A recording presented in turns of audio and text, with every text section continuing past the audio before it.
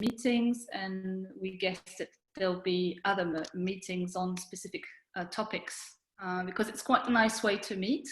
And also it's nice to see that the people who are meeting today are not always the ones who are coming to our real meetings, because of distance, budgets, and also because it's sometimes difficult to leave your school. So it's really great to launch this video. So today Lorenzo will be the moderator, and he's got all your questions, and he's going to be the timekeeper. I'm just going to take the notes and leave you discuss. And also we've been preparing this meeting with Adrian and Soren. Adrian and Soren are both in the board of FEDEC, and they're also in a working group on safety and rigging. And that's why they're there also to introduce the topic. So I'll give you the floor. Okay, Adrian, Soren, let me say just a few words before we start. Thank you everyone for being here.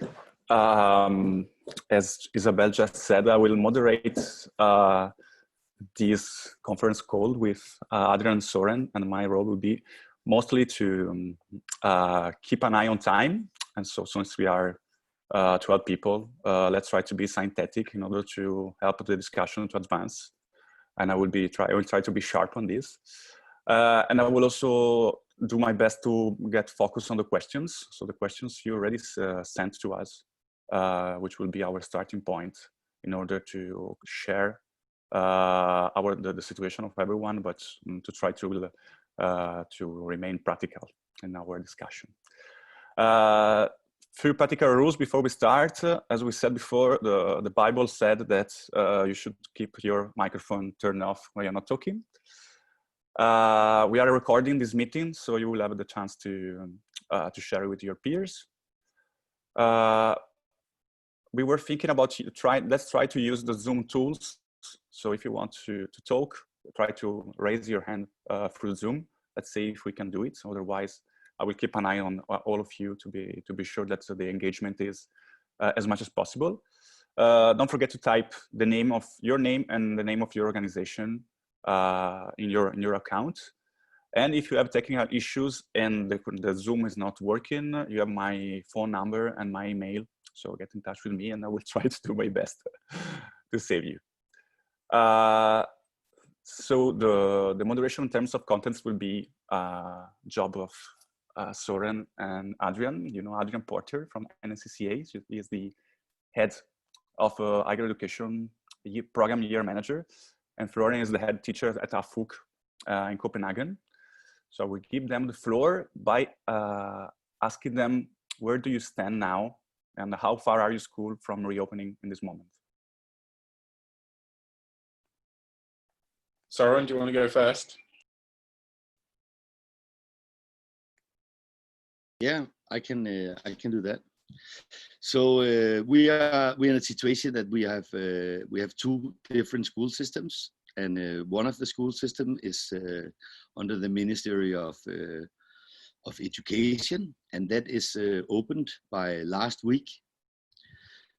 So classes can do with some different rules about using of toilets, cleaning of the floors and distance and all these specific things that comes from the government.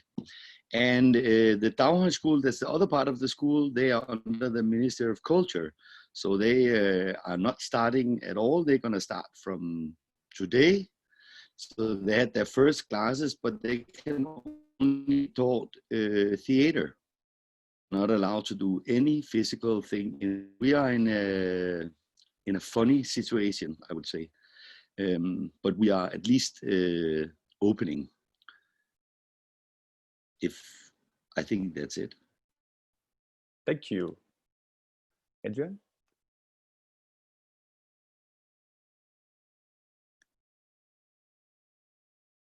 We don't listen to you, Adrian. You should unmute you, which is the... Yeah. No, I was trying to unmute myself with the space bar, but it wasn't working. Okay, so yeah, so we went completely online after Easter. Okay, so that's all of our modules, all of our classes. We had varying degrees of success with the different modules, but I would say that we spent a huge amount of time changing the modules so that they would fit into some kind of online context, which I think was just a huge job for us. So where we stand right now is we are aiming to open the doors to our students on the 14th of September. And we are looking at 3 main areas. We're looking at the buildings protocol in terms of monitoring the traffic of students through the space, in terms of cleaning protocols just for the building itself, etc. And then we're looking at delivery of next academic year for the autumn term, because we have to adhere to social distancing, and we're anticipating that the social distancing will remain. So that presents its own challenges. But we're also looking at that delivery for next academic year being a mixed model. So we're looking at some online and some in the building classes. The other area that we're looking at is technical equipment, and Tom is basically in charge of, helping us to, facilitating us to be able to make sure that the equipment is appropriately treated, that it's not kind of in that kind of cross-contamination space. I would like to say also that our organisation is a very mixed financial model. So we're not just a higher education school, which presents its own issues. But what I would say is that we were beginning with the parts of the delivery that the NCCA do that we are legally bound to deliver. So we have CAT schemes, we have LYC, we have the higher education. Those are the areas that we're focusing on right now. And then we will phase in the rest of the organisation's provision, be starting the end of the autumn term, the beginning of the spring term. That's where we're at right now. And Tom, if there's anything that you want to add, please jump in. I think the only thing is adding to that mixture of what we do is also trying to get professional artists, giving them the opportunity as soon as we can to get back those that do. We have a space that's dedicated to professional artists training and creation, and that we are hoping to open in September as well. It's slightly physically separate, so that makes things slightly easier, and allowing individual artists to train outside of student hours as soon as we possibly can.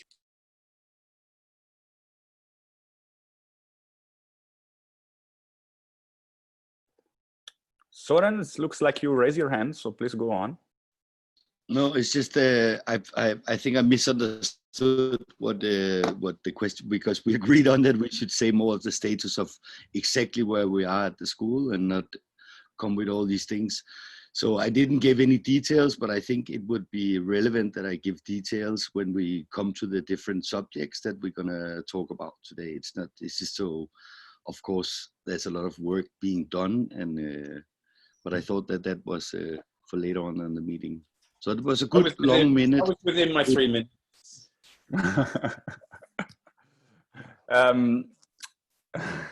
As for starting, I would like to hear about all the others. Where do you stand now in this moment? Try to be synthetic, as we said, but it would be very interesting to see where all the other schools are at the moment. You can raise your hand virtually or physically, and if you want to talk. Donald. So as I mentioned before, Karampa is closed. The first thing we're doing is trying to get a protocol together, which can be officialized by somebody. So we really don't feel comfortable opening the doors until somebody authorizes our kind of activity to open with a certain set of rules that are not just rules that we have ourselves invented. And we're hoping to get that done before the end of June, so that by the end of June and during the month of July, we can open the space to current students just to train and get back up to speed. Because if we were to start an educational program at this point, we'd be prone to lesions, to people hurting themselves because they want to go too fast. And then the idea is for the school, we have activities in September, but for the school formally to begin when we usually begin, which is the last week of September and the first week of October for first-year students. We have all sorts of worries about space, the number of students that we can admit.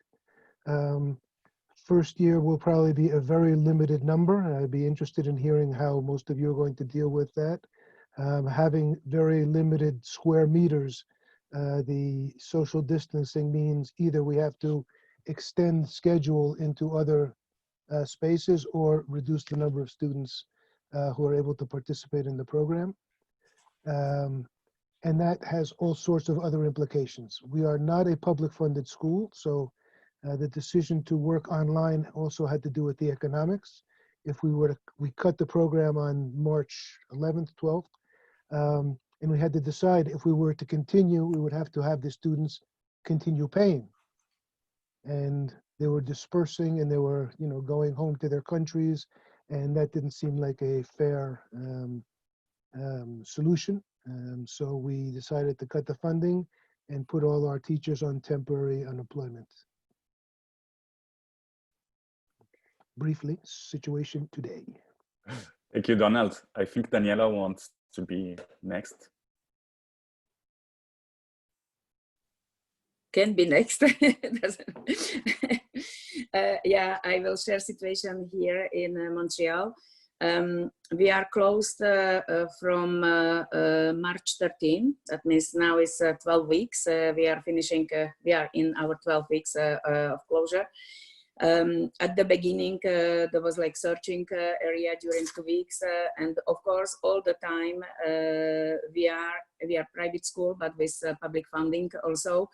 Then we are in jurisdiction or under jurisdiction of Ministry of Education. And also right now, the Ministry of Education is consulting and following all rules by Health Public Direction Office. Then we are waiting from week to week, what are the rules, what are the possibilities to open, or how is going for all the schools. We have two main programs, high school and college program, and the rules are different from high school and for the college program. After these 2 weeks, we put together, because Ministry of Education very clearly stipulated that there will be no repetition of the school year or session or whatever. Then we have 4 weeks to put together all activities online and continue and follow all the syllabus to finish the classes and to do, we call it alternate evaluation, and there are experimental and extraordinary, this is the term from ministry, measures, how we can finish the school and the diploma for our graduate students. This period finish, we continue these classes, but you can see, and I am in contact with all other associations here in Montreal and Quebec, and you can see even if we continue with these classes, the motivation of the students starts dropping. There is a clear limit, and to teach circus, even a little bit academic classes online. But it's very good experience. That's why we continue, and we finish June 5th with online teaching. But it's 9 weeks of very good experience for us, because for sure when we come back, and from ministry we have already indication.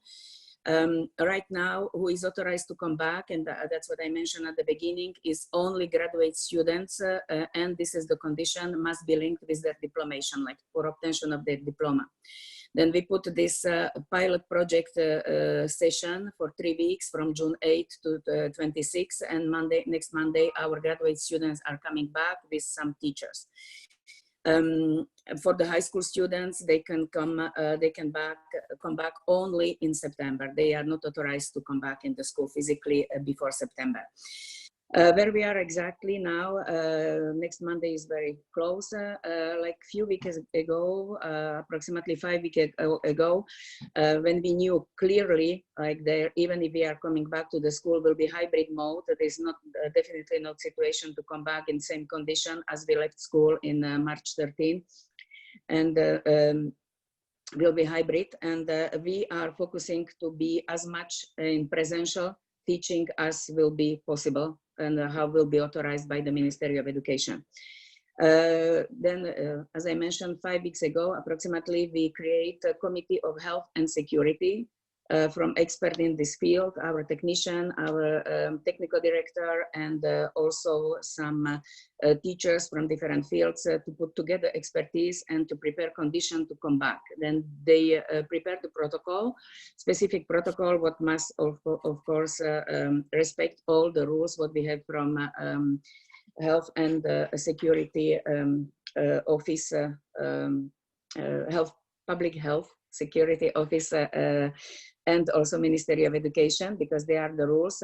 Just a small point, all elementary schools are already open in Quebec. Only Montreal is closed because it's a specific area, but all Quebec elementary school and preschools are already open. But for high school is not authorized, and college is possible only for graduates.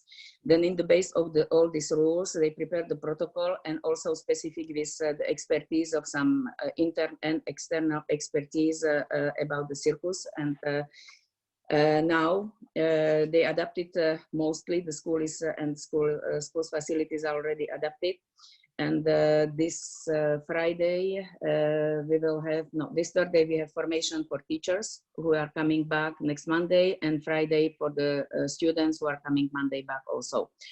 I will volunteer to go also back, at least to have experience to see how we'll be going and what is the situation for the next steps.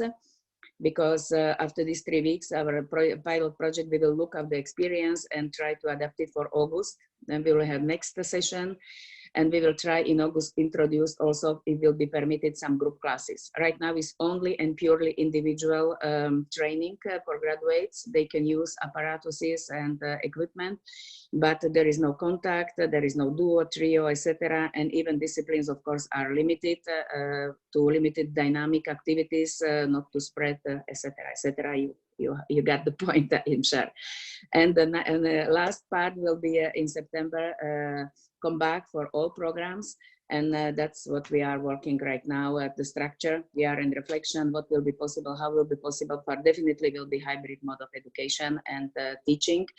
We are looking for pre-enregistered classes to how to do some capsule to prepare and to mix the virtual classes, or maybe divided, how will be virtual, how will be present, etc. And all this reflection. That's basically our situation. Thank you very much, Daniela. I take the chance to say hello to Tara Jacob from ICO. Hello, Tara. Thanks for coming. And I give the stage to Aydin, who will raise his hand before. Go on. Hey. Yeah, so the building that we share with the at Circus Circade, where the high school is, it's a little bit like what Soren was saying. So our high school is, it exists because it's part of the government regulated body which controls the high school education. So we have to follow their instructions, and the high school is closed, I think it was the 15th of March or 16th of March. And basically, so that was the day that we closed and did distance learning, because it wasn't an official closure. All schools were basically told to just be online magically. So we did that, and now the current situation since 4 weeks ago is that I managed to create space for my third year students by conversing with Circus Circade, because their professional artists were still training here during the daytime, and then Manesian, which is the professional training for all circus artists in Sweden, they had also made themselves a space in the mornings so that they could sign up in groups of 2s and 3s. And I was still sitting there waiting for answers from my question, could my third years train? And I was like, come on guys, make some space. And they did. So we have 5 hours every afternoon, Monday to Friday. And then I have 2 groups of third years who come in. And I was in conversation a lot with Doc, the university year of Circus, because I'm also outside eyeing 2 of their closing acts. And the situation is very different between Doc and Circus Circuit. I travel there to outside eye the students twice a week, and they have an extremely strict protocol. They have also been doing distance learning, and only the 3rd years are allowed to use the space, and each 3rd year has their own space because they have taken over the dance building where the dance students are no longer able to do their dance classes. And each graduating student has had a studio in which to prepare their closing act. And this week, since yesterday, they have started the final filming, and it will be presented online on the 4th of June. But they have a very strict protocol about cleaning, entering the building, wearing mouth guards and everything.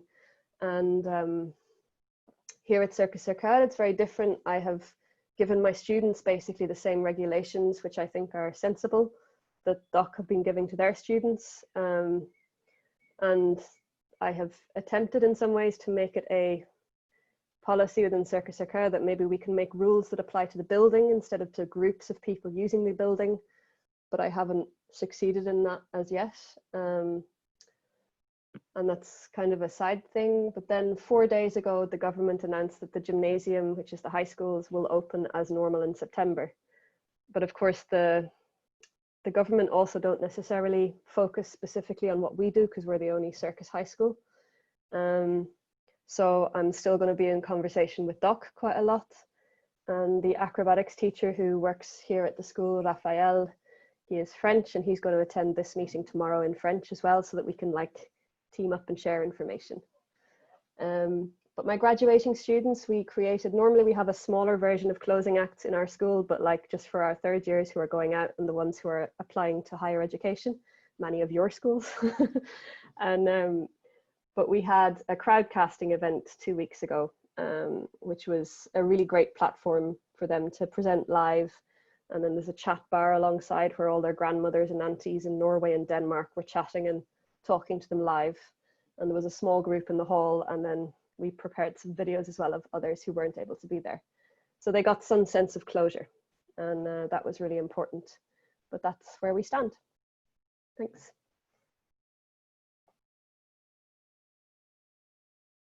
Thank you very much. Lex is going to be Lex next. Please. Unmute. Our situation at Circomedia is fairly similar to Adrian, us both being in the UK. The higher education at Circomedia falls under the jurisdiction of the university. So I think it was on the 15th of March, we had a message from the university very clearly stating we are not closed. So we had 5 days to plan to take all of our education online.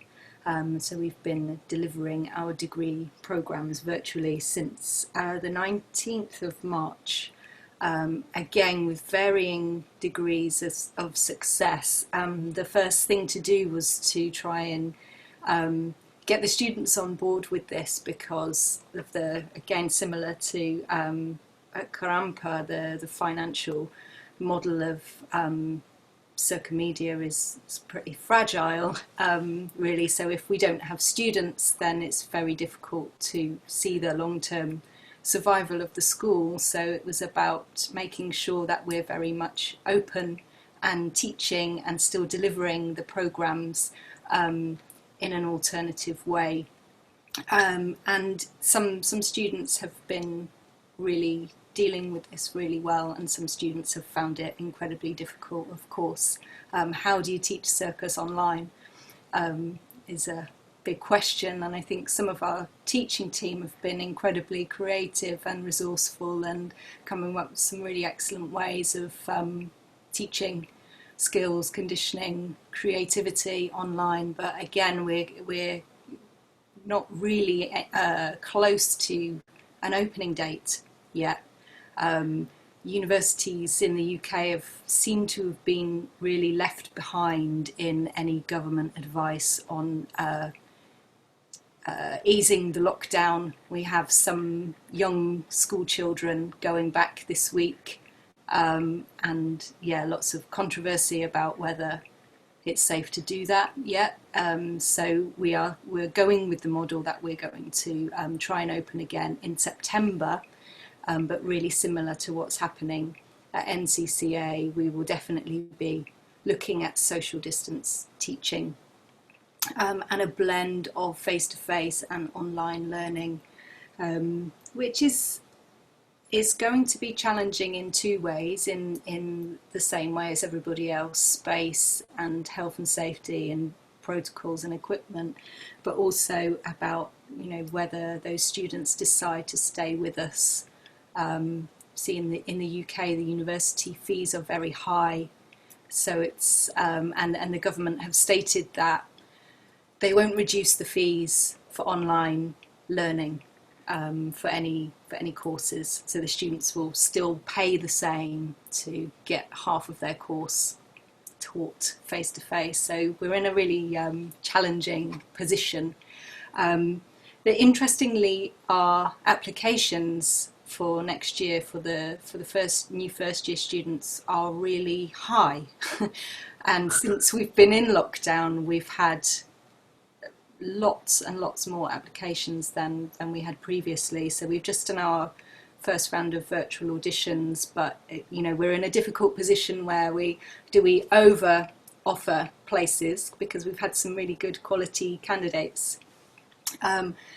Do we over offer places, knowing that lots of people will probably defer to the next year or drop out, and they find out that they, you know, that the way that we're going to deliver the courses next year, or, you know, what's the ethical issues around offering lots of places, knowing that we will be limited in space and things like that. And again, all of that links back round to the financial fragility of the school and its wider activities. So I think we have to make 2, possibly 3 plans, and we're about to go into a big week of planning, one with the university and then within Circmedia itself, but planning for a phased reintroduction from September, but also planning, like lots of UK universities are doing, is planning for the eventuality of another lockdown that could happen in possibly the winter, but again, still very unknown. Yeah, I think what we're trying to do, obviously, because our graduates haven't made their shows, it's been a really difficult. They had 6 weeks left of their course before we went to lockdown, and they hadn't made their final pieces. So we had promised them that we would invite them back to make their shows in the autumn. So we are still going to do that, but we don't quite know how that's going to work yet.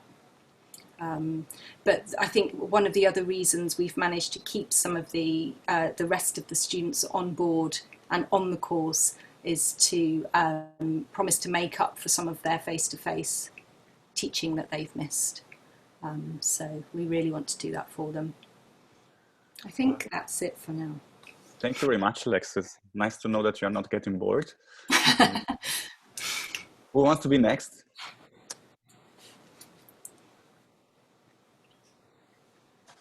Anna, please. Yeah, I started a little bit. We closed also in March. And since we are part of a bigger university, a crisis team was installed at Codarts. So everything we do, we have to make proposals, have to be approved by this crisis team. And the crisis team, yeah, I mean, it's the president of the board, but also student life and heads of other departments, production bureau. So we had to write a lot of protocols. We are constantly making protocols and lists, etc. The first thing we have to do is to investigate what we could teach online of the program. And since we are not able to change we have for each module, we have module descriptions, the final aims of the module, we had to see what we could do, what we could adapt, that it's still possible to have these final goals in it. It resulted that not everything is possible to teach online, but we were able even to have a production online, which was very nice. The second years made they were like halfway their production and they did an online presentation. It was really, really great, good work. So we made an adapted test program in which we stated what are we doing online, which test can we do this year, in what way can it be online, do we have to change the way of testing, sometimes it can be what was in a test with a mark now can be processed, for example, assessed on process. So the teachers see how far did you got until we close down, and are we confident that if you continue like this, you would be fine in the next year. So a lot of the modules are assessed on process now. We gave a lot of attention to the graduation year. Unfortunately, they already did their group production, but they still had to do their individual acts. So we had to find a solution because there was no way that they could do their individual act here in the school. We had them make a portfolio in which they have to put proof of their creative and technical development. They also have to, they will be assessed in an interview, a Zoom interview, also with external assessors, in which they also have to make a pitch of themselves, and they have to make a video material, and this can be recent, if they're able to provide any recent material, or it can be from the last 2 years. So this, they're busy with it at the moment because the school opened last week for individual training for the graduation students. So they're able to work on it at the moment. We're not allowed to teach. They can work with a coach online at this moment.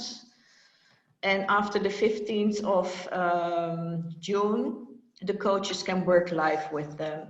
At that moment, they already did their final exam, but we give them the opportunity to keep on training. We also propose some individual classes for them, and also in August to make a good video of their act, how far they are for their individual promotion.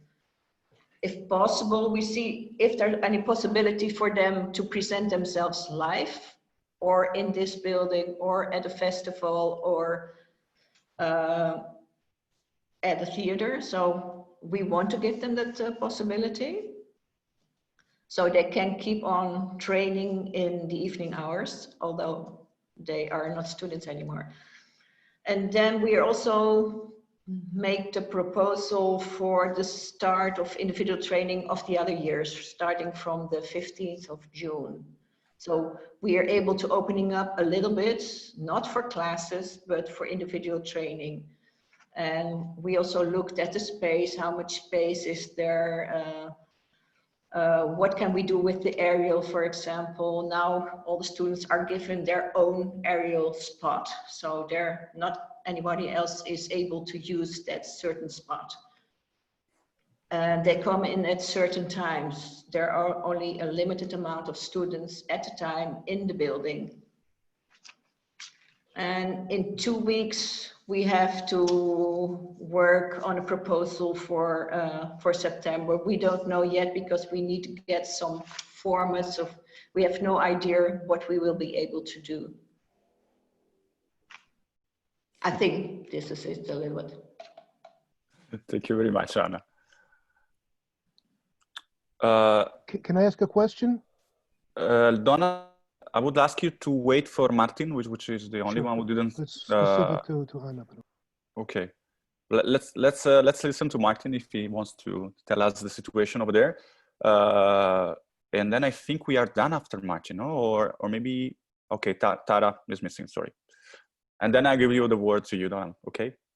Can everybody hear me? Just to have the sign. Okay. Yeah, so I was really fortunate. I got the last airplane to Norway just in the time of the lockdown. After me, everything was locked down. It was very interesting. And in Norway, like everybody else, we had the lockdown situation, and we are in a Folkehøjskole. We are a preparational school, and from on the 17th of March until the 8th of May, I was with Matthias. We were just 2 teachers. I was taking care of the 9 students we have. So the good situation for us is we don't have so many students, so I could follow them up. And we developed a protocol in the weekend immediately and made a schedule. I called it the lockdown schedule, and I was researching a physical preparation exercises that everybody can do in their home apartment. So I made a split plan of this.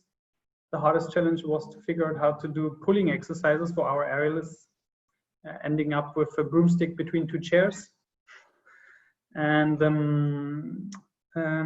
since we are a preparational school, I focused on keeping them conditioning for the higher education schools so they stay in shape, and making sure they have a purpose, because what my biggest fear was is that they will get insane. They will, like, the mental health also suffers very hardly on the students. So are they already crazy somehow? Yes, of course, Norwegians are already crazy anyway. So you have to imagine if they get in a lockdown, not much actually changes. They seem to behave as before. And the students, they received the schedule after 1 week of like trying it out on them. So we made some adjustments. And also what I did is I did a feedback the first week after every class. Yeah, first of all, I have to explain, we used a different platform. It's called Jitsi, git.si, which is way more practical than Zoom, in my opinion, because you don't need an account. You can use it browser-based. You can use it on your phone. And you have all the same options like screen sharing, putting a YouTube video. And with this, I was teaching like we are seeing each other now. So I was always seeing the students, and I was giving every day 2.5 hours of class, like we are sitting here right now, like physical classes, handstand preparation, push-ups, abdominal stretching classes. And in addition to that, I recorded 9 tutorials. So it was a handstand tutorial and 2 physical preparation tutorials and so on. So the students who have bad internet connection, they could not excuse themselves, because I uploaded it in a 5 megabyte WeTransfer, and they could download the low quality video and do it. So then every day in the afternoon, this was the protocol in our Folkehøjskole, we called every student for about 5 to 10 minutes, making an assessment, asking how they are, how they mentally feel, how they're coping with the situation. And the students who want to go further to higher education, they were given extra tasks to prepare an individual act, working on concepts, working on theory. And it worked rather well. I only lost 1 of the 10 students during the whole time. And I think that's a good success rate. And yeah, we did also an online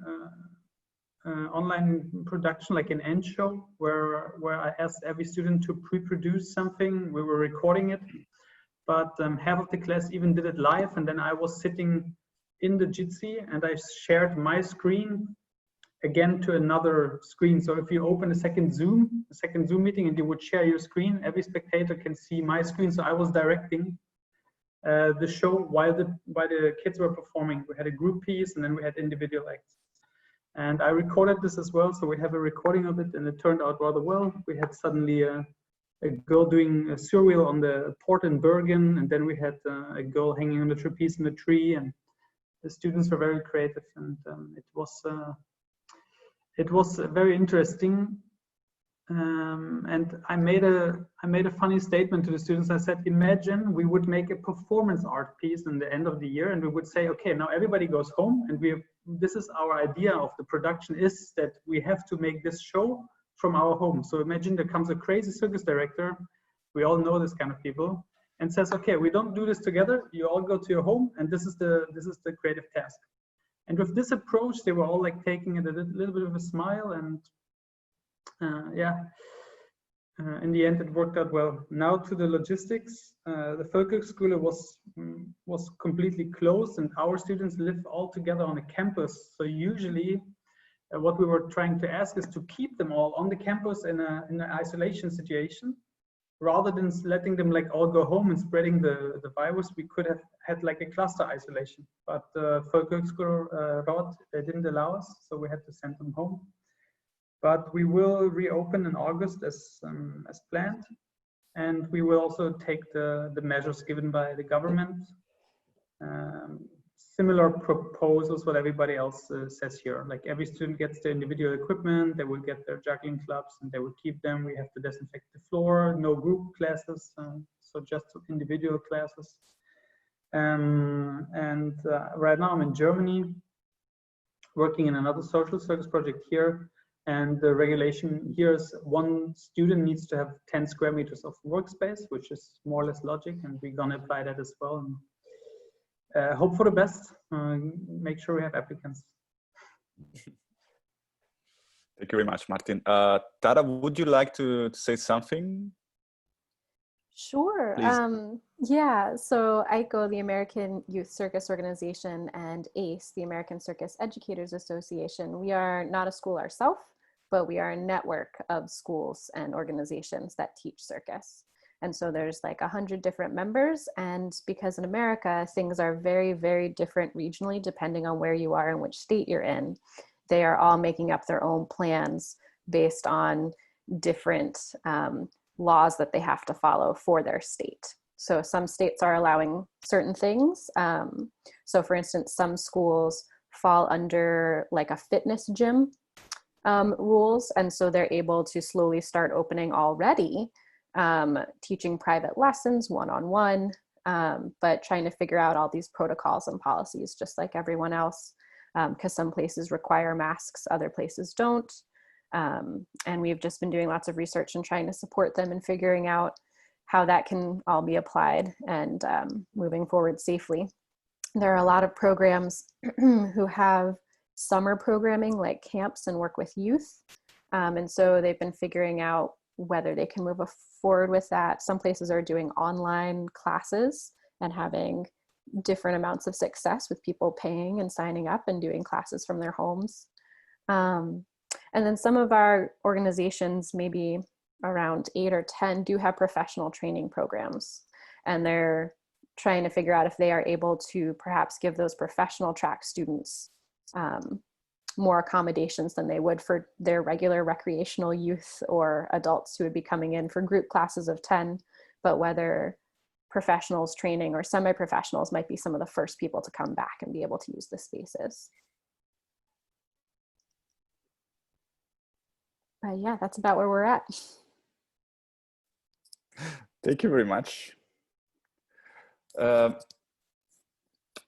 not sure, Lynn Carroll, did you tell us how it's going over there in UK? No, not yet. Okay. I didn't forget then. That's okay. I've got two hats on here really. I'm here on behalf of ICO, I'm part of their daily board, and also Circus Works, which is the UK umbrella, the network for youth circuses.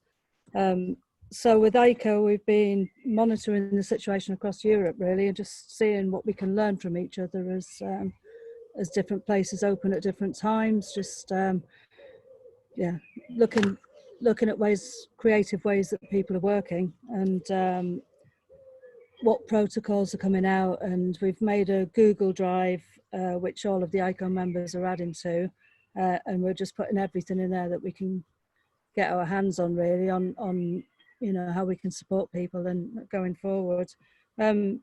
in the UK, we were really aware that our sector was really quite fragile. Lots of small organisations run by 1 or 2 people usually. So we were really conscious of, it was kind of our job to try and support them. So as soon as all this happened, we did an impact survey, and just to find out where people were and, you know, if they thought they would survive all of this. And we used that survey to lobby the government and the Arts Council, and we were quite successful with that. We know we got to the top table in the Arts Council, and quite a few organisations that didn't have a history of funding did manage to get some funding from it. So we're continuing with that. We managed to also get some funding from the Arts Council to kind of continue that work, and to keep monitoring the situation, keep contact with different similar organisations across Europe, and look at supporting people in their reopening, really. And so I'm kind of here to watch and learn, and just see what I can learn from you guys on how you're going about reopening, so I can hopefully pass that information on and help other people. Thank you, Lynn. I will give now, Donald, finally it's time for your questions. Just before it, I put Jitsi, the link to the website on the chat. So in case you are interested, you can have a look at the website later on. Please, Donald. 2 things. One was a commentary, another was a question for Anna and others.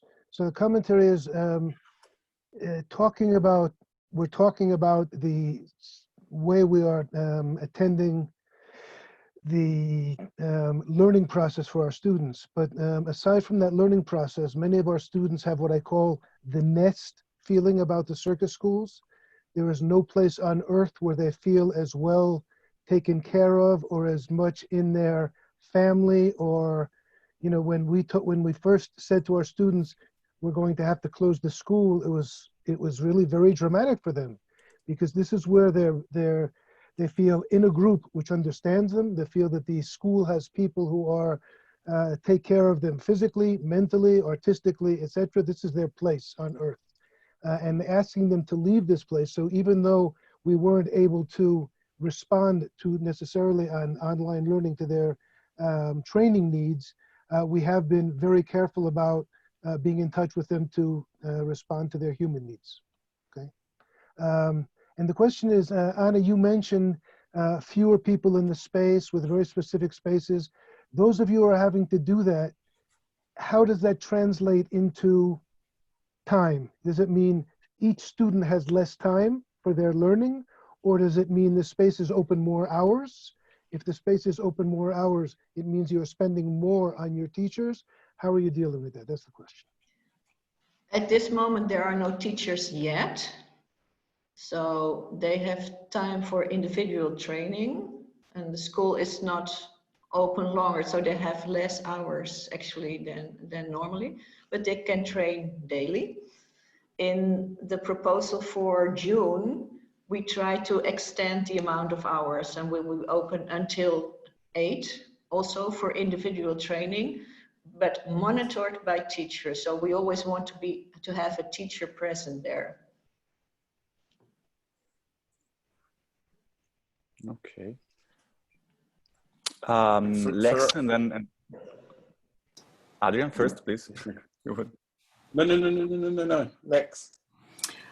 Lex, and then Daniela. I'll be quick.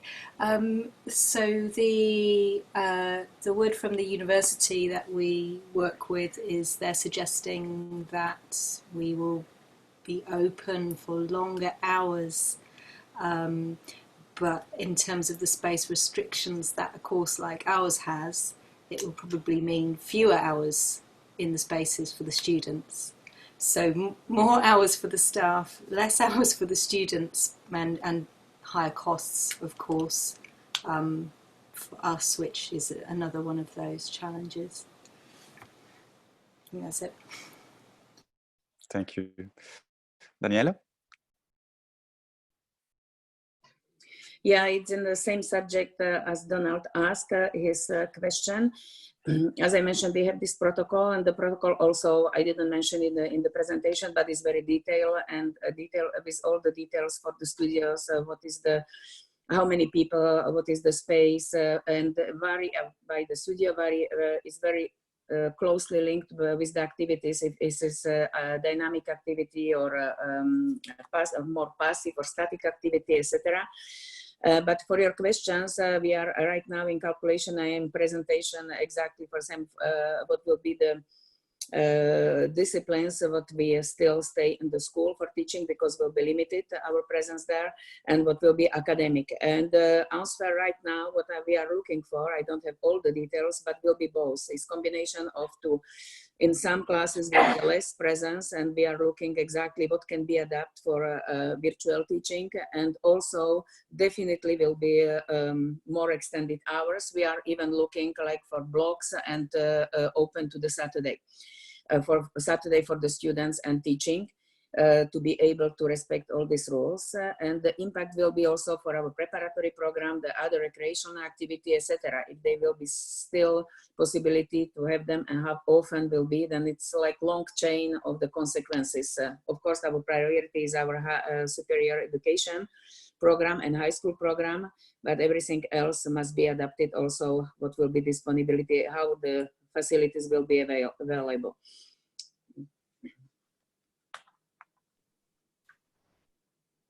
Thank you, Daniela. Well, I guess Adrian was about to say something, and then Soren raised his hand. The microphone, Adrian.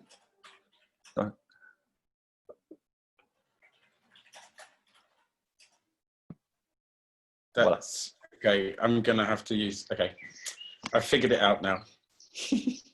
I think for us, there's a few things that are going to impact us in quite a major way, and I think one of the things is the amount of time the students will be in the building. So essentially, what our normal program is it's a 9 till 4. And it's shared somewhat between some ACDC sessions, ACDC professionals inside that period of time. We've taken the professionals out, so the 9 till 4 is just for higher education. However, with the social distancing, we've figured out that the students can only really safely be in the building for around 3.5 days a week. So 3.5 days of being in the building, and this is obviously subject to scrutiny from the rest of the team. 3.5 days in the building where they're doing their disciplines, that's where they're doing their movement and they're doing their theatre. And we have the entire building, so the 2 really big spaces. We've got 3 other studios that we've got access to. And with regards to, so when they're not in the building, that's where we do all of their theory, their online research work, that's the plan. With regards to teachers, we're really going to rethink how we would typically provide teaching for the students. I think we have to move to a model of teachers that are far broader in their capacities with regards to technical skill, but also the creative aspects.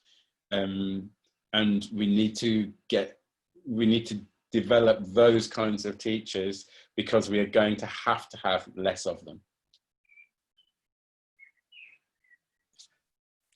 Thank you, Adrian. Soren, you were about to, you raised your hand. You want to add something?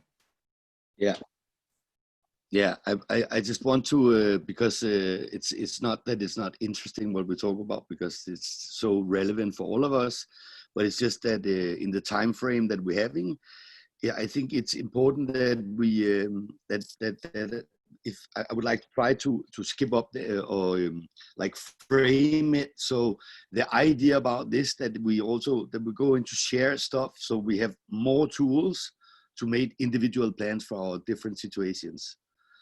So somehow that if we divide it into this, because all this with teachers and how and all this, it's so individual.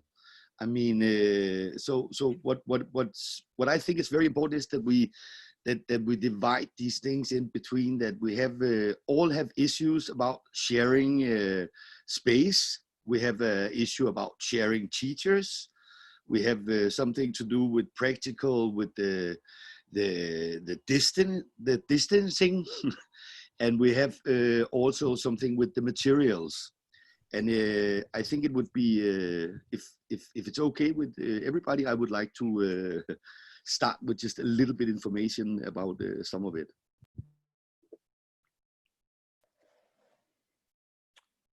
Raise your thumbs if you agree. Okay. Thank you, everyone. So then I would like to start with, for instance, with all material. If we divide it into materials, I mean, we know that these materials that we are unsecure about, that's when there's fibers. That's this thing with the textile. It's like tissues, ropes, trapeze, all these things where it's really hard to clean it, like using alcohol and then it's clean. So what we as we talked about before, maybe some of you have other information, please share them. But as according as I know, that we have no knowledge about it. All the producers of these equipments, they can only say that their insurance about if you use chemicals on these things, they will not say that it doesn't damage the material. And that means that we have to, in each individual place, we have to figure out what is the biggest risk to do this cleaning of the equipment with the risk of lowering the workload of these things, or the situation where we can transmit a disease through this. The only thing that we know is really working, that is the 72 hours. Even that we know that the 72 hours is on the best possible service, that the longest time that the virus can live without actually having a person to live in, that will be 72 hours. And some of this textile and some of this, it's a much shorter because it's on a very, very plain surface. So one thing that as I know, that's that the material is has to be like in 3 days of not being used if we're sure about that as it is now. Any comments for that one exactly? I guess Tom was about to say something first. Yeah, I mean, absolutely fantastic, Soren. This is exactly my big concern. So it's great that you've cut to this from my point of view. The 72 hours. Does anybody have an actual reference from that? That's my understanding as well, but I haven't got a document that I can fully trust. Lex, I'm very pleased that you're waving your hand. Can I answer this, or you want an answer? Well, I guess the document comparing to this, that's actually from. Should I? Please, Soren, go first. Okay. And then Lex. The thing is that in all. Okay, all the recommendation from all governments. First of all, remember that it's recommendations.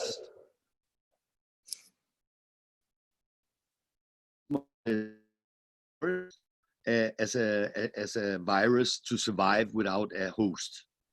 So it's that's a maximum that it can be. Lex? I was just reading on this World Health Organization website this morning about, because there's lots of numbers going around about the period that the virus can kind of survive on different surfaces. And I'm just trying to find it now, sorry, that's why I look very distracted. But I think the common understanding, I think, is that it lasts the longest on metal surfaces, and I think that's the potentially up to 4 days. And I read that things like cardboard are, yes, somebody, Donald's just uploaded a document. Yeah. So yeah, I think there's definitely different info on surfaces, because I think we've spoken about, you know, do we take the tape off trapezes so that we can clean the bars, for example, but then, you know, somebody said, well, actually it lasts longer on metal surfaces than it does. Yeah, but there you can clean it. But the thing is, with the trapeze, half of it is a rope that you're holding on. You're not going to sit in the trapeze without touching the rope. Thank you, Soren. I think Aiden and Martin, they were... but I just wanted to just finish the bit with with the surfaces. So in general, when we don't have a strict recommendation, if 72 hours is the maximum on a clean surface. That means that any surface that has a structure or different underground, whatever you say, that will be less. It will last less. So it's just if we go for the 100% sure, that will be the 72 hours. Yeah, thank you. Aiden first, secondly, Martin. I think perhaps, I mean, I've been looking for the answer for this, but I can't find it anywhere. So again, about materiality and equipment, of course, we know that Realisé has like the sheath on it, and then it also has the cotton on the inside.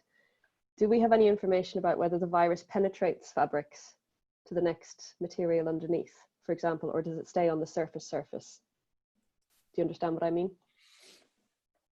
Yeah. Yeah. Just wondering. Nobody knows. I don't know either. I'm seeing a lot of raised hands, ready to say to give an answer. One of the solutions is steam. It's steam, which... But then drying it off as well afterwards, I guess. Martin, and then Tara, and then Daniela. Thank you. Then Nikolai. There's one thing, metal surface, I think it's not exactly correct, because copper is quite antibacterial. So I would suggest that if you use copper surfaces, they will rather be antibacterial, antivirus. And also there's another approach. Rather than cleaning the apparatus, you could also clean the students. So maybe it is easier to, if it's just the hands being used, you could ask your students to wear a face mask or disinfect the hands prior using equipment such as juggling gear or whatsoever.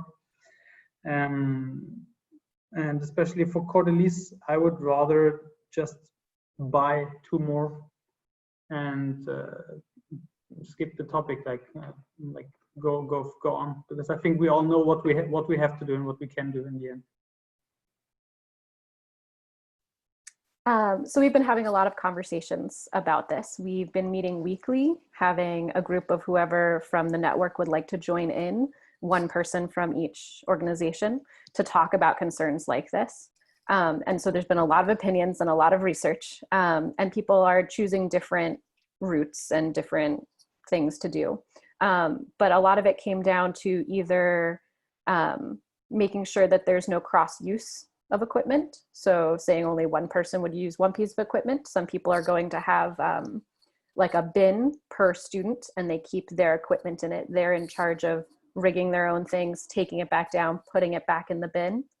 And for fabric, this doesn't work well for rope, but for fabric, you are able to just launder it with regular soap, and that does kill the virus. So as long as you leave it out. I know I'm seeing a lot of responses, so I'd love to hear what you all have to say about that. But because actual soap is used for various, other causes as well. So that's what we were able to find from like our CDC research. And so there's also two categories, is what we've been talking about, of risk mitigation. And the first is surface contact, like we're all talking about now. But the second one is actually the way that the virus is spread, which is through air and through droplet spread. And so as much as you can make sure that no student touches the same equipment as another student, they're still breathing when they're using it. They might cough, they might sneeze. And obviously when we work out, we breathe harder and the droplets in our breath go farther. So that's the main concern and why a lot of people have decided that. And then even just my local library has just reopened and people are allowed to pick up books and people are allowed to give back books. They're using a week-long isolation period for books. They're taking 7 days before anyone else touches them or they put them back into circulation. And that is an abundance of caution, but it is because there's so little data on how long things live at different surfaces. So that is very cautious. And I know some circus schools are doing the same. Not quite a week, but like 3 or 4 days in between use. Could I could it's just that I think it's clear that there's this different things, and I think we should find some kind of a platform to share these things.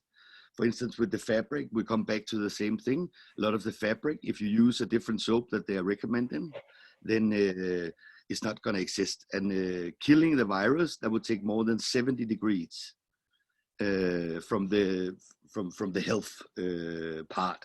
That's how they say if you want to clean stuff. And that would be too much for elastic silk.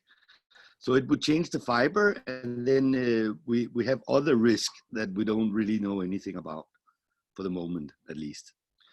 But the idea, what I did before was more like to sort of to frame the different the scenarios, because I think I think a very important thing is that we also consider is that all the recommendations that we get is not rules, it's recommendations. There's very, very few rules in the different countries, because there's everything is set up from two things. It's set up from the standard of health insurance, like not health insurance, but health matters, risk according to health. And that's one thing. And then there's the political situation in each country, and it's a mix between these things all the time. So some things is really recommended by the health, and something is recommended by a political situation because they want to open up. And we are not in the sexy business. But that means also that we will be in the gray zone all the time.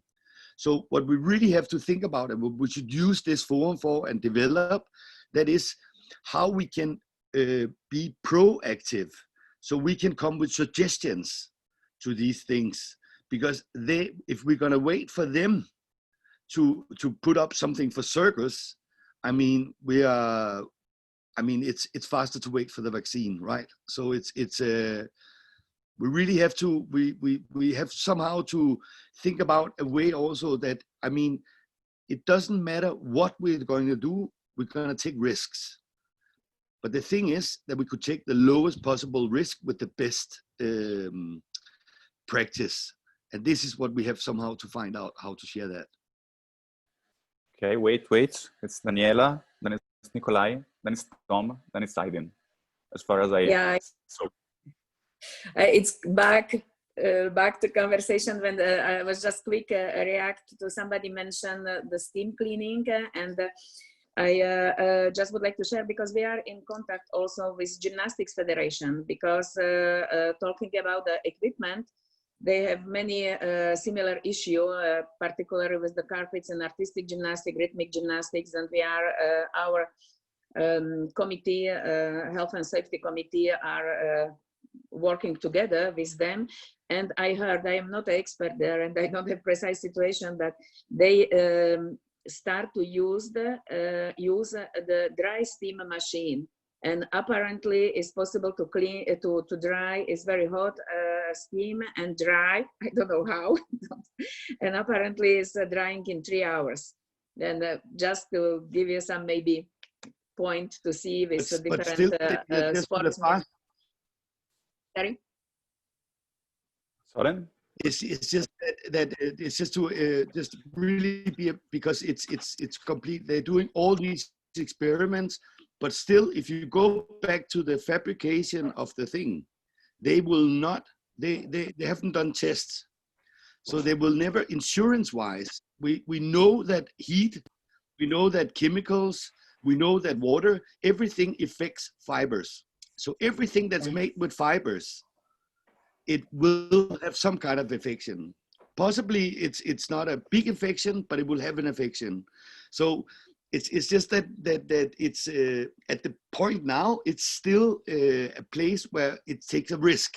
So maybe it's a lower risk than some. It's just that we've been clear about that. All fibers has an. All the fabricants, they say that they're not keeping their insurance about the stuff if you do anything to it. Thank you, Soren. Nikolai. Anyway, all the producers of the crash mats and everything, they never give you insurance on any mats because they just can advise you how you can use it, but they are not willing to take the responsibility on. And according to the situation that we have, so unclear situation, what is possible, how you clean it or not, we have with luxury by coders because we could provide each student personal mat, personal aerial point, and this is kind of our beginning also to close the year and to begin the next year, because anyway students out the training, they need to start slowly. So it's our first step just to win the time to find out what is possible or not. And in between, we are being also in contact with the Olympic gymnastics, how they do. They have totally different situation in a sense which material they use. So they can clean the bar, gymnastic bar, they can clean the horse, they can clean many of things. We cannot clean our ropes, we cannot clean our trapezes in the way they can do it. So, but we are close in a contact with them, looking also for the other professionals, like from the movies that they are using the harnesses. They're also starting to reopening the filming. They're sending me some liquids, how we can use, how we can mix it. But as we already mentioned, nothing is 100% sure.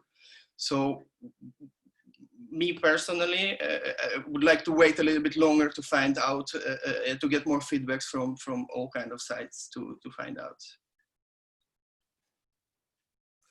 Thank you, Nikolai. I guess it was Tom and then Aydin, please. Hi.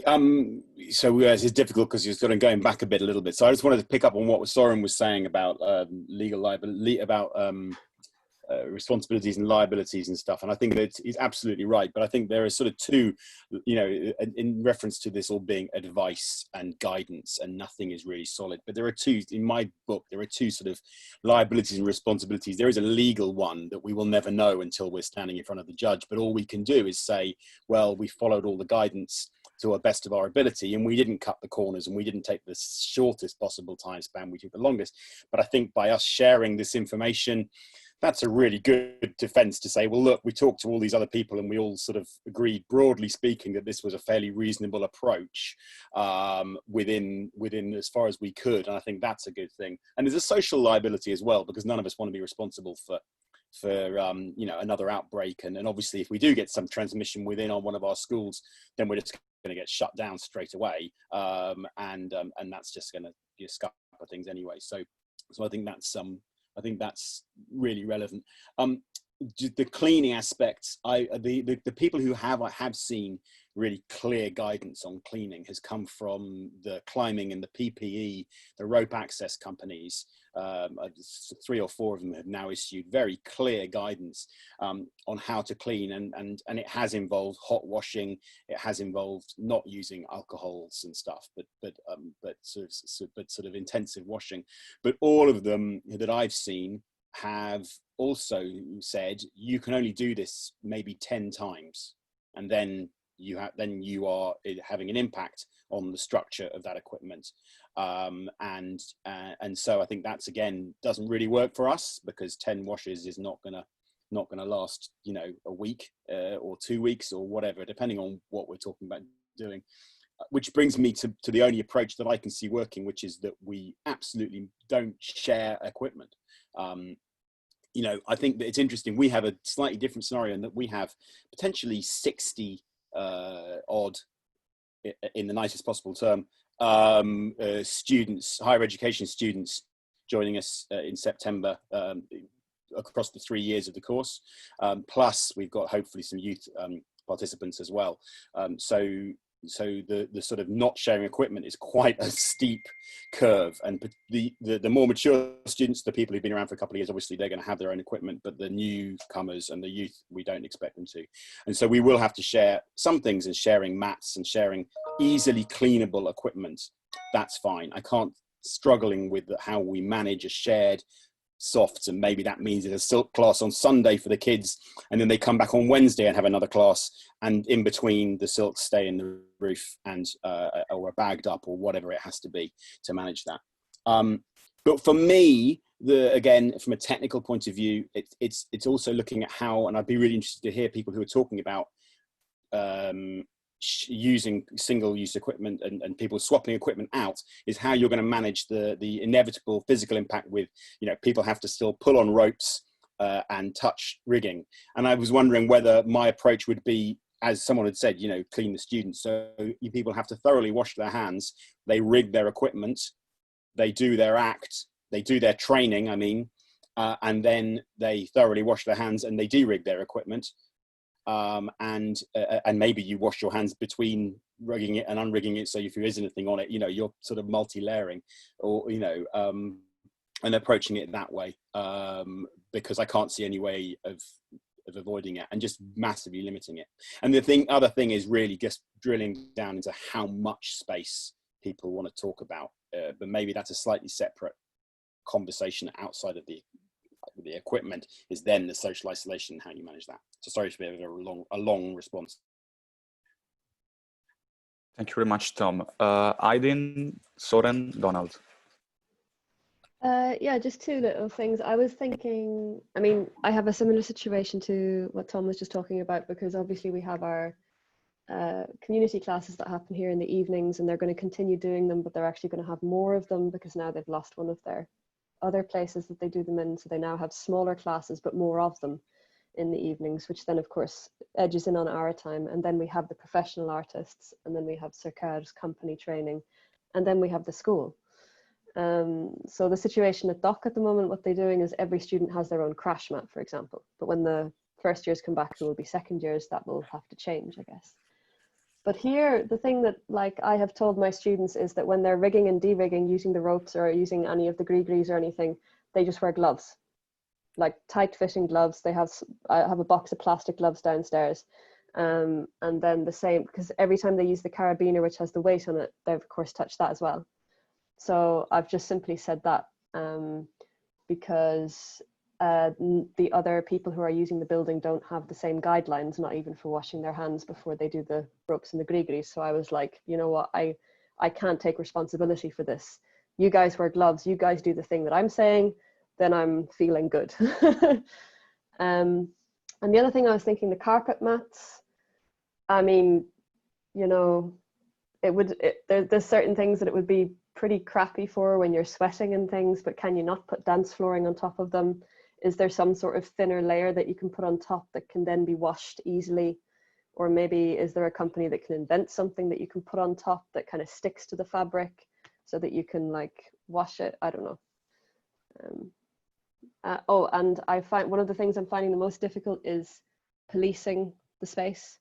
I think it's the hardest thing, especially since this is a multi-use space, and I see a professional artist who wants to show one of my students something and then goes and uses their equipment, and then it's me who has to walk over and say, hey, can you not do that? It really changes the atmosphere of the space. Yeah. So it's Soren and Donald. Now let's see if you are able to answer to such questions. Before giving you the floor, Soren, I just want to say that let's share a question with all of us, which is, can we talk about spotting? So after Flor, Soren and Donald talk, let's decide if we want to talk about spotting. We don't have much time left, but maybe it's worth to have a talk about that. Thank you. Soren? I just want to say that even this conversation really leads into one of the biggest issues that we doesn't have brought up as a question, That is, who takes the decision in which directions? Who's responsible is it for the building if there's more users and all this? And I think for each institution, higher education, leisure program, everything that we need somehow to think about this in the different places. And I think it's a subject that is super interesting because you could be very, very smart and then somebody else is not very smart, and that has consequences for everybody. So that's an issue that we really have to spend time talking about, because it's also where you are restricted to take decisions and where you're not. So that's one thing. And then the other thing, I think it's clear we have to continue also with the spotting and stuff. That's for sure. Just to this with the mattress, because it's quite concrete. A lot of the crash mats, they have like this very slim cover, and this is for cleaning like a dance floor. It has the same structure. It doesn't it's made for not anything goes in, but only going out. So it's that's a cleanable surface. So, and I think the thing with gloves are super good, but I also just have to say that just from what I heard from the hospitals is that the problem is that when people are really afraid, they really follow these rules. Immediately that nothing happens, people, they relax and they're not following these rules. And because it really works, if we have the distance and we are using alcohol on our hands, that really do it. But the thing is, using alcohol on the hands and then they do like this after, and then the alcohol has no effect.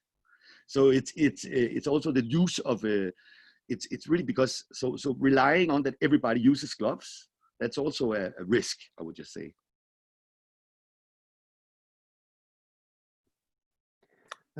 First of all, I think the sector is waiting for somebody to invent aerial silks made out of copper thread.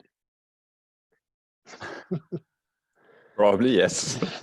One of these days, somebody will come but up. The artist is not going to like that. The artist is that's not going I want to know, Martin, what you're speaking about that. So one of the concerns we have, first of all, just the whole concept of one student, one apparatus, one space is sort of counterintuitive for a circus school. But even with those rules, the concept of cleaning constantly means alcohol fumes or bleach fumes, or how do we deal with ventilation and moving the air around, and that in itself not being toxic, you know, for people who are doing exercise in a space which has bleach smell all the time, you know, because you have this wide broom, and so you have 3 people on a mattress and they go boom, boom, boom, and then they let those mattresses dry off for a half an hour and you use another 3 mattresses, and then that bleach is there, or you have big fans or something. But I think it's important to go back to something that Tara mentioned, that we're talking about contact contagion here mostly, whereas airborne contagion is really the principal risk, or so that's the way it's understood today. And so how do we deal with movement-based classes? How do we deal with a dance class? How do we deal with physical training when people run? Do you send them outside to run? If you're doing a dance class, even if you have the social distance, if they're moving through the space, they're moving into the breathing cloud of the person in front of them. So is circus school going to be boxes, you know, square boxes on the floor? I think Montreal has painted spaces on their floors in many of the training spaces. How is that going to work? I don't have an answer. Yeah, right. You know, do we have curtains, like, you know, plastic curtains hung all around our training space so to define cubicles with vents? I don't know. How does that work? Because just the idea of, I understand in competitive gymnastics, a athlete arrives, moves to his parallel bars, works with his trainer, and then retraces his steps and leaves. But our world works in a very different way, and the being together, the whole collective sense of circus activity is sort of being side railed here as we deal with the other types of problems. Thank you, Donald. I think Martin, the artist, will give us some answers, and then Adrian.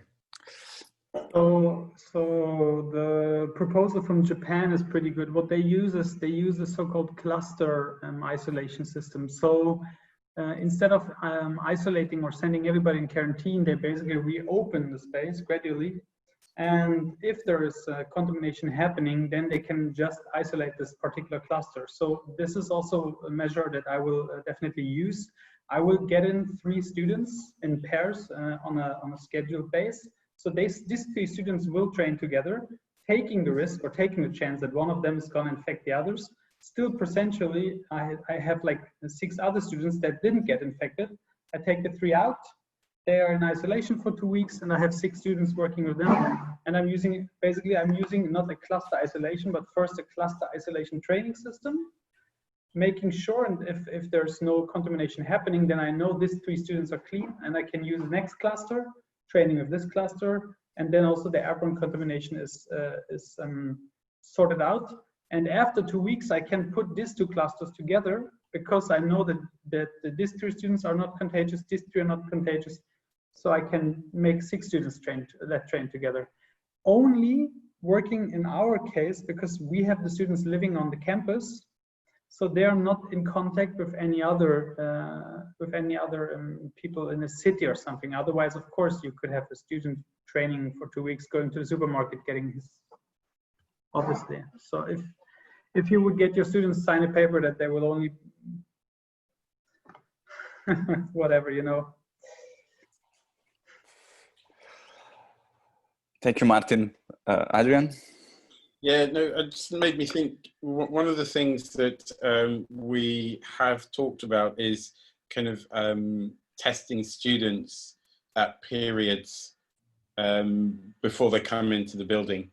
So whether it's first thing in the morning or at the beginning of the week, and not testing them as in blood tests, but just like a basic temperature test. I don't know if anybody else has thought about stuff like that. Sorry, I haven't, but like they're doing that in the gyms inside Stockholm. So there's a huge... Some states are requiring it here. If you're open, you must take temperatures. Anna? We're not allowed to do it. We want to, but we're not allowed. We don't want and we're not allowed. Perhaps they think that we cannot analyze the results or something, but we just, no, we can't do it. You can't take temperatures. No, yeah. We're not allowed. I mean, yeah, it's totally open for abuse and for kind of like mistakes to be made. And, you know, but it's essentially, we're in such uncharted territory that I think everything that we talk about is about reminding us about the kind of like the potential for the building to be shut down again. And so as much as possible, all of these solutions and all of these ideas, while they might work in some schools, they might not work in other schools, but the discussion itself keeps this kind of thing alive inside our heads. Sure. Should we go back to the thing with the spotting, or because otherwise time is really flying? Do we all agree on that? Because it was Donald who raised his hand, so I guess no, it was a mistake. Okay, let's get back to spotting then.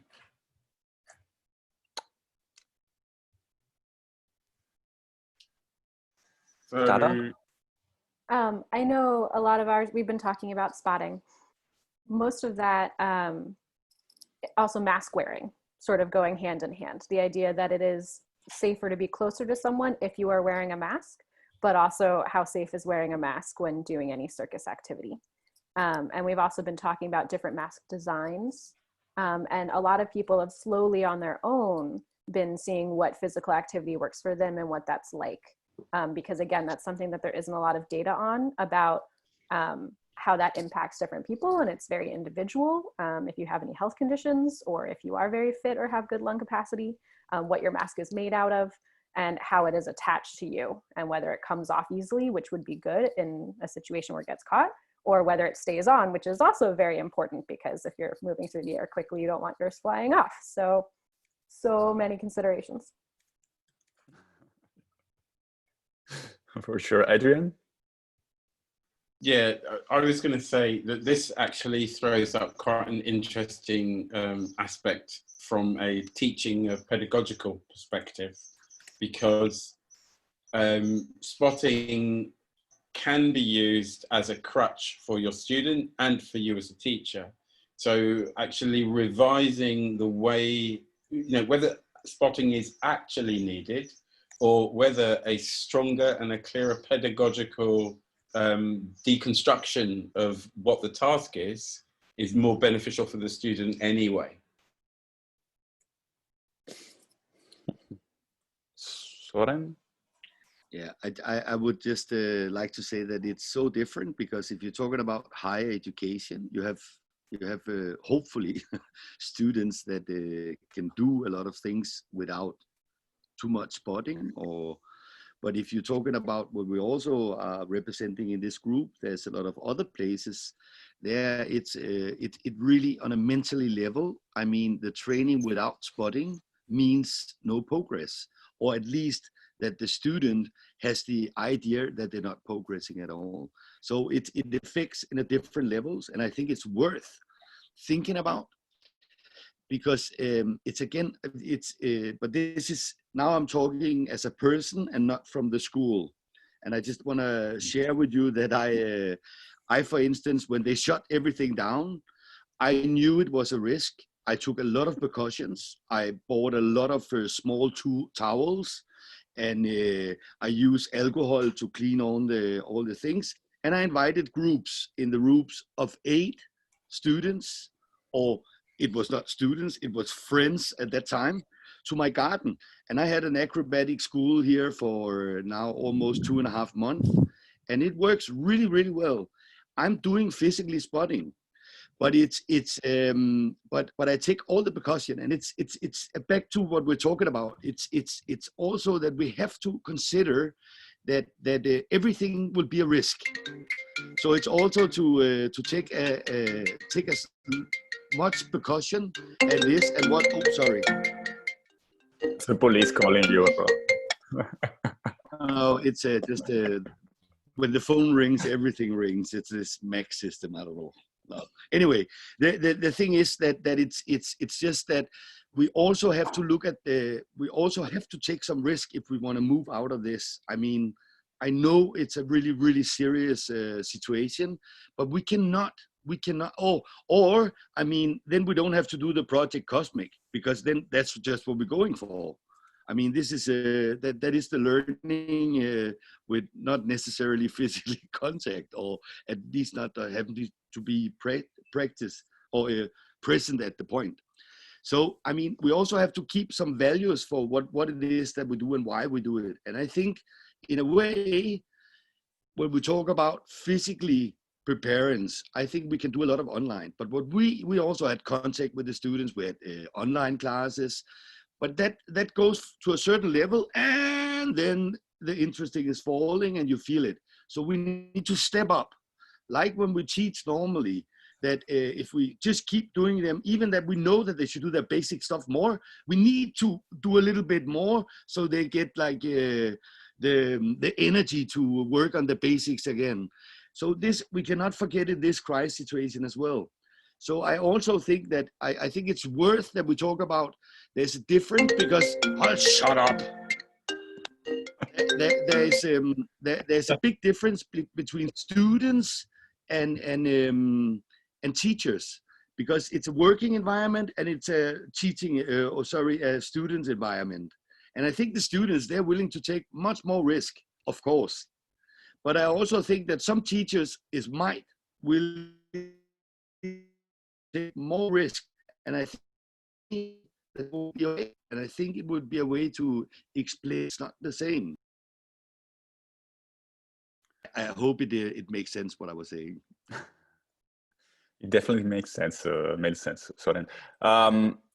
Before giving the stage to Martin, who just raised his hand, just to remind you that we are already out of time. So I would say no more than 5 minutes more, and then we try to sum up and close.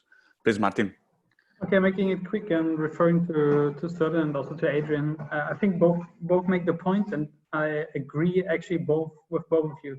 We need to like keep the students on the hook and somehow like also stimulate them and keep stimulating them, motivate them by calling, by offering like different measures, and specific situations like this, of course, ask for specific measures. At the same time, I agree with Adrian, because we need to stick to certain rules at a certain point, because if we don't,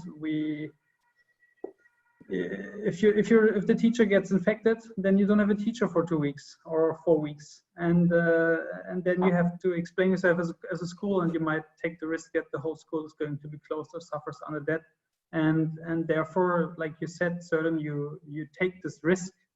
But I just want to also remind you that it can be the last risk you ever took, and as well for the students, we have a play role.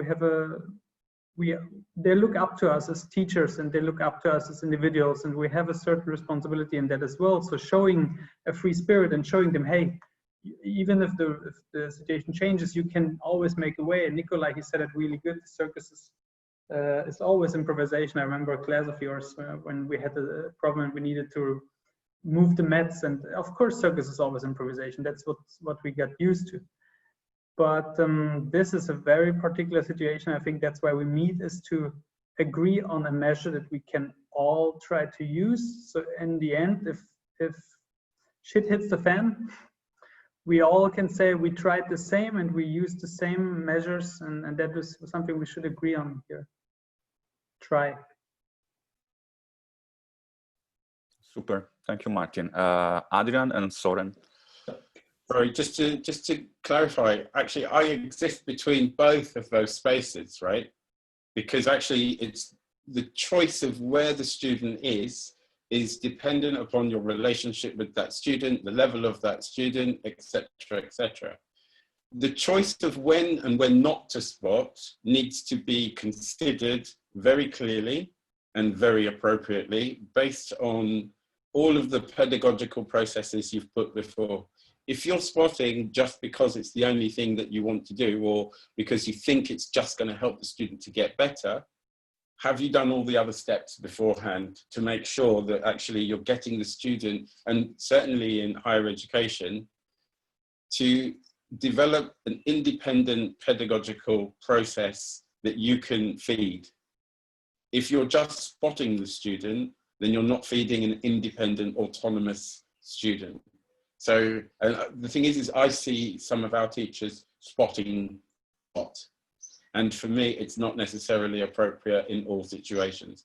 The less you spot, the less you're going to transmit anything. Thank you, Adrian. Soren, is there anyone else who wants to talk? I just want, it's just important for me, because it's, if the idea is that it's irresponsible, that you shouldn't follow the rules, if I made that perspective, that's not what I mean. It's just it's very important that it's very individual, and when we talk about these things, it gets very much into the higher education, the last year students, their in-shows, and these consequences as a much higher risk taking, because there we take a lot of risk also that is not sure.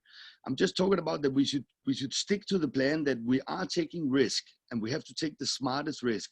And I'm not saying that spotting needs to be done, or it's just that it's important that we're not forgetting that it's not only the last year students, it's also the first year students, it's also in the pre-programs, and it's also about that there's more into this than being afraid of getting the virus. There's also the whole mental state of our students that we also have to consider. So it's just to keep the how do you say, the perspective open, because I mean, we're probably going to deal with this longer. And when this one gets over or disappears or get a vaccine, I'm not saying it's going to be like that, but there's a big risk that we will get another thing. I mean, so we also have to think of the future and what kind of qualities are we willing to, what kind of compromises can we keep on going, and when do we do so many compromising so it end up not actually being circus as we know it now? I mean, it's just to be open for these things. I'm aware that actually this question was raised by Lex, and we haven't heard from Lex about this, if we have time. We have time to listen to Lex if she unmute the microphone. Yes. I can't remember the question. I asked it a long time ago. Was it about the ethics of spotting? Yeah. I guess I'm thinking about it in our situation. Yes, exactly what you said, Soren, about you know, the beginner or the students that have much less physical skill and of a process in their learning, and also the teacher's contact with not just one student but with many students, because we have quite a small group of teachers that teach a large group of students. So, you know, 3 aerial teachers for 50 students, for example. And also we have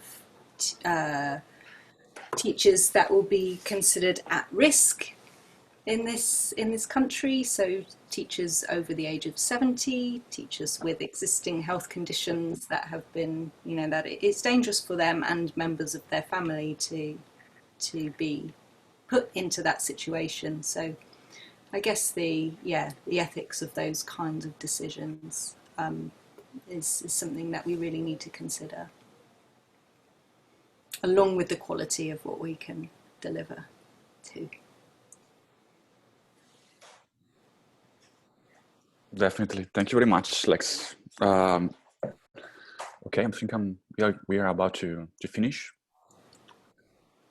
First of all, thank you very much for being focused and let everyone express itself for almost 2 hours.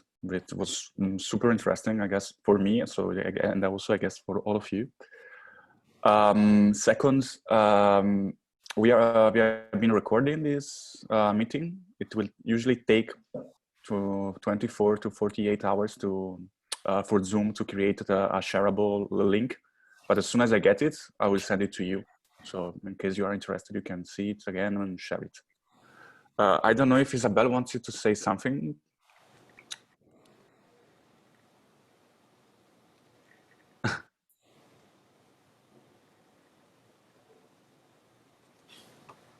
You have to unmute yourself, Isabel.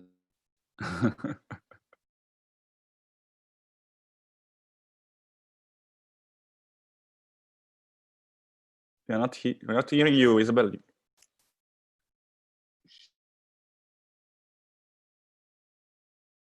You do it very short and then you're back. Okay. And now? Yes. I was just saying that it was really interesting to listen to you to the conversation, and I was wondering if it would be useful to have another meeting, maybe for some of you, not all of you. So we'll discuss with Soren and Adrian and see if we could maybe have a second of those discussion in a few weeks' time, and then you can register again. And meanwhile, I would be really interested to hear about how we could improve this discussion. If tips or comments on what you were expecting and you didn't find in this discussion, so we could make it better next time. That's all on it. So we have a French-speaking group in 2 days' time, and then the idea was not to have a summary of those discussions, to keep it very informal. But if you feel that FEDEC should come up with some guidelines, then that's also something we could be doing. So it's really up to you. send us your advice, your comments and suggestions for the follow-up. Thank you. Lorenzo and Isabel, do you want us to stay on? Soren and I. Yeah. Yes, why not? Take a picture before we leave, Lorenzo. Of course. But so I just want to say that I want to say that everybody that's it's great, but also remember that we can contact each other, each individual, if you need. I mean, we should also use it as a network, so we're not waiting for the next meeting, or I mean, people are online or telephone or whatever, and. Not necessarily having answers to anything, but definitely more questions to discover with you guys. So I also want to say thanks a lot, and I hope to see you soon in live. Okay. So make your best face for the picture. It's gonna happen in 2, 3, go. Last but not least, I can share with you my table with all the contacts, the emails, and your names, so you can easily get in touch. Even if in the last email I wrote to all of you by showing the contacts, so you also already have the email there. But okay, so along with the link to the registration, I've also sent all the contacts. Okay. Could I ask that people maybe update that with, if you're sending a table with contact details, maybe if, you know, organizations like us, we have a lot of people and it's a bit more demarcated. Some organizations is one person who looks after everything. If there's someone more specifically, for example, looking after your rigging aspects, who's a better person to talk to, is there a possibility that we can sort of enhance that, so we start getting a contact list for each organization that we can drill down directly to the person who might be more appropriate to talk to? Yes, I support the proposition, because we had instruction that can be only one person by school, and that's why our technical director is not here, and I know she will be able to give you much more details about all our protocols. Now I see there is possibility, then maybe for the French discussion, I will invite her, and I definitely agree with the proposition to share the contacts and share our information already. Okay, it's much more than I expected. I take notes. We'll try to take care of it. Yeah, that's a job that we could provide. At least fast coming out of this. Okay, but now it's done. Thank you again, all of you, for being here, and I wish you a wonderful evening or morning, depending on where you are. Bye. Bye.